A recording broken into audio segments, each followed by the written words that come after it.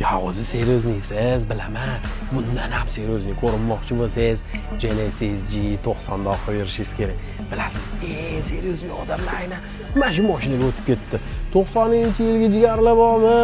Biz ham katta kishi bo'lib qoldik. Biz ham uyalmasdan Genesis G90larda bu yoqqa o'qib yursak bo'ladi. Mana komplektatsiyasini qarang.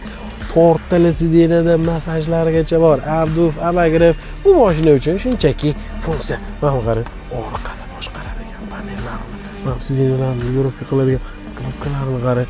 Orqada xo'jayinga o'xshab, oqvolib ketaman desiz, idealniy variant. Bu mashina 3.5 turbina motor. Mana qarang, bu yoqda salapanlarida voy, shilinmagan 9000 probeg. Mana qarang. Bitta barmog'ini tiq qilsak, eshiklar avtomatik yopiladi. Atamankalarni qarang. Qop-qoraga, saloni ham qop-qora salon, gilamlarigacha qora. Patollar ham qop-qora alkantara, sidinalari ham. Voy, qarang, mana knopkalar borsa, eshiklar o'zi joq-joq etib yopib beradi. Monitorni ko'rasizmi?